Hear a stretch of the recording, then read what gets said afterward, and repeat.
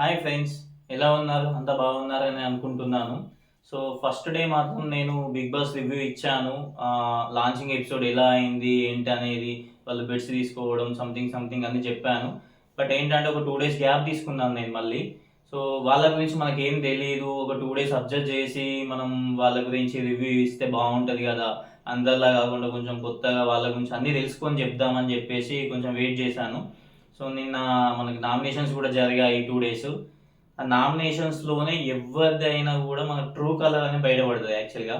So దానికోసం అని చెప్పేసి వెయిట్ చేసి చూసి మరి మనం రివ్యూ ఇస్తే బాగుంటుంది అని చెప్పేసి అనుకొని ఆ నామినేషన్ ఎపిసోడ్ 2 ఎపిసోడ్ చూసి ఇప్పుడు రివ్యూ ఇవ్వడానికి మీ ముందుకు వచ్చాను. యాక్చువల్గా అయితే నామినేషన్స్కి ముందు చీఫ్ అనే 3 మెంబర్స్ని బిగ్ బాస్ అనౌన్స్ చేశారు. అందులో 2 మెంబర్స్ ఏమో గేమ్స్ ఆడి విన్ అయ్యారు. అండ్ వన్ మోర్ థింగ్, ఆ 2 మెంబర్స్ ఇంకొక మెంబర్ని సెలెక్ట్ చేసుకోవాలి అనేసరికి యష్మి గౌడాని సెలెక్ట్ చేసుకోవడాన్ని సోనియా అపోజ్ చేసింది. ఎందుకు? So why Yashmi Gowda? ఎందుకంటే ఆ నబిల్ అనే పర్సన్ కూడా ఉన్నాడు కదా, అతను చాలా వర్క్ చేశాడు, చాలా బాగున్నాడు. సోనియా సోనియా చెప్పింది ఏంటంటే యష్మి గౌడ కంటే తను బెటర్, మీరు ఇక్కడ ఫేవరెటిజం చూపిస్తున్నారు. వై? బికాస్ వాళ్ళు అంతకుముందే లైక్ నిఖిల్ కానీ, యష్మి గౌడ కానీ, ప్రేరణ కానీ వీళ్ళు అంతకుముందే కొంచెం ఫ్రెండ్షిప్ జోన్లో ఉన్నారు ఫ్రెండ్స్. కాబట్టి మీరు ఇక్కడ ఫేవరెటిజం చూపించారు కాబట్టి తనకు ఓటేశారు, తనని చీఫ్ చేశారు అని చెప్పేసి తను వాదించింది. సో బెటర్ థింగ్, ఎందుకంటే అక్కడ ఉన్న వాళ్ళు అందరూ సైలెంట్గా ఉన్నారు. సో ఆ పాయింట్ రేజ్ చేసి అక్కడ మాట్లాడడం అనేది చాలా అంటే చాలా బెటర్ థింగ్. సో ఆ ఎపిసోడ్తోని సో సోనియా గట్టిగా స్ట్రాంగ్గా మాట్లాడే పర్సన్ అని చెప్పేసి అందరికి అర్థమైపోయింది. సో వాళ్ళు ముగ్గురు అయితే చీఫ్గా ఓకే అయ్యారు, అంతా అయిపోయింది. నామినేషన్స్ అయితే స్టార్ట్ అయ్యాయి భయ్య. సో నామినేషన్లో ఎంతమంది ఉన్నారంటే మనకి ఈ వీక్ వచ్చేసి 6 మెంబర్స్ ఉన్నారు. వాళ్ళు ఎవరెవరో చెప్తాను ఒకసారి. బెజవాడ బేబక్క, నాగమణికంఠ, పృథ్వీరాజ్, శేఖర్ భాష, సోనియా అండ్ విష్ణుప్రియ. సోనియా వచ్చేసి బేబక్కని నామినేట్ చేసింది. సో తను చేసింది ఎందుకు అని అంటే, మేము ఫుడ్ విషయంలో తన కుక్కర్ కొంచెం వాడడం రాలేదు, రాకపోతే ఇంకెవరినైనా అడగాలి, నాకు రాదు అని చెప్పి సైడ్కి వెళ్ళిపోవడం కాదు, అలానే హాఫ్ అన్ అవర్ ఉంటే మేము అందరం దాని మీద డిపెండ్ అయ్యి ఉన్నాము, మీరు ఫుడ్ ప్రిపేర్ చేయకుంటే మేము 14 మెంబర్స్ ఎలా తినడము అని చెప్పేసి ఆ కన్సర్న్ బేస్ చేసుకొని తను నామినేట్ చేసింది తనని. సో ఈమె ఇప్పుడు సోనియా ఏ రీజన్ చెప్పి నామినేట్ చేసిందో దానికి వ్యతిరేకిస్తూ సోనియాని కూడా నామినేట్ చేశారు. మీ రీజన్ కరెక్ట్ లేదు అని చెప్పేసి విష్ణుప్రియ కానీ లైక్ ఇంకొక కొంతమంది చేశారు. సో అలా జరిగిపోయింది నామినేషన్ అక్కడి వరకు అయితే. నెక్స్ట్ ఈ ఎపిసోడ్ మొత్తంలో, నామినేషన్ ఎపిసోడ్ మొత్తంలో హైలైట్ ఆఫ్ ద సీజన్ ఎవరంటే నాగమణి కంఠ.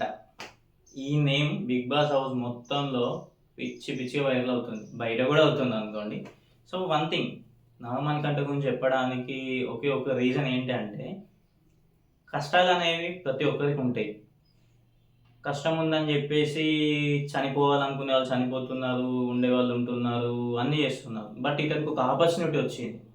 ఆ ఆపర్చునిటీని ఎలా యూటిలైజ్ చేసుకుందాం అనేది ఇంపార్టెంట్. ఇన్ని డేస్ రాలేదు కావచ్చు, ఈరోజు వచ్చింది, కానీ ఇతను యూటిలైజ్ చేసుకోవడం అనేది ఇంపార్టెంట్. అండ్ బిగ్ బాస్కి వెళ్ళాక నెగిటివిటీ వస్తుంది, పాజిటివిటీ వస్తుంది. 2 టైప్స్ ఉంటాయి అందులో. సో నెగిటివిటీ వచ్చింది, నాది అది అయిపోయింది, ఇది అయిపోయింది, నేను మొత్తం బ్యాడ్ అయిపోతున్నా, అది ఇది అని చెప్పేసి ఎమోషనల్ అవ్వాల్సిన అవసరం లేదు. ఆఫ్టర్ బిగ్ బాస్ మిమ్మల్ని ఎవరు గుర్తించుతారు గుర్తించరు అనేది కూడా తర్వాత ముచ్చట. మీరు గేమ్ ఆడడానికి వెళ్ళారు, గేమే ఆడండి అక్కడ.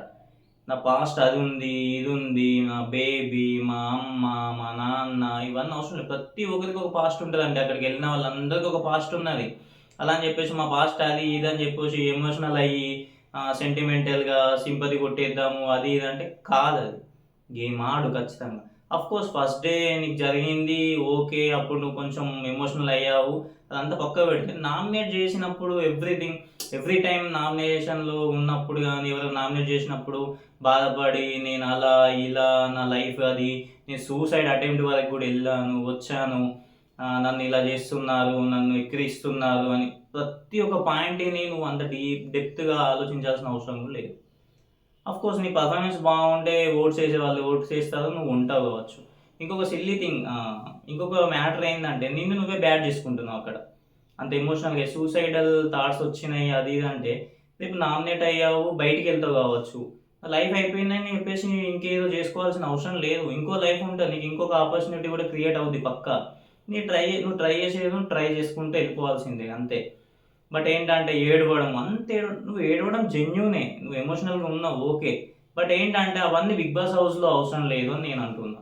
నాగమణికంట అనే పర్సన్ ట్రాన్స్పరెంట్గా ఉండడానికి ట్రై చేస్తా అని చెప్పేసి తన విగ్గును కూడా తీసేసుకున్నాను.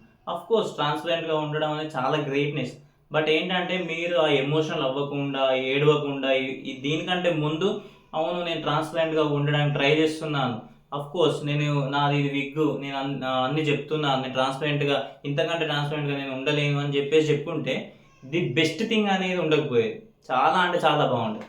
బట్ ఏంటంటే మీరు ఎమోషనల్ అయిపోయి ఏడుస్తూ నేను ఇక వెళ్ళిపోతా హౌస్లో నుండి అని ఇలాంటి సందర్భంలో మీరు ఆ విగ్గు తీసేసి నేను ట్రాన్స్పరెంట్గా ఉంటున్నాను అని చెప్పాల్సిన అవసరం లేదు. ఆ టైంలో మేబీ నా పాయింట్ ఆఫ్ వ్యూలో చెప్పాల్సిన అవసరం అయితే లేదు. ఇంకొకటి ఏంటంటే నామినేషన్ ప్రక్రియ మొత్తంలో Sonia, so every point to point ఎవరు నామినేట్ చేసినా తను ఎవరిని చేసినా కూడా పాయింట్ టు పాయింట్ మాట్లాడింది. తన మాటకి ఒక మీనింగ్ ఉంది.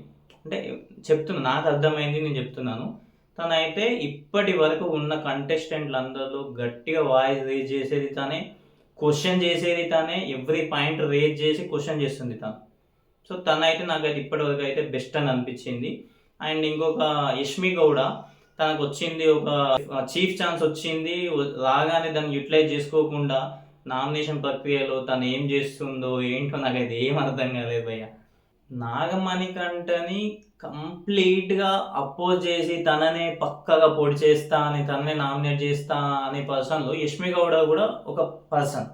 సో యష్మి గౌడ అంతగానే చేసి మళ్ళీ తను ఏదో చెప్పగానే ఏడుస్తుంది. అంటే లైక్ ఎలా ఉందంటే అప్పుడప్పుడే హైపర్ అవుతుంది, అప్పటికప్పుడు ఏడుస్తుంది, అప్పటికప్పుడు చప్పట్లు కొడుతుంది, విజిల్స్ వేస్తుంది.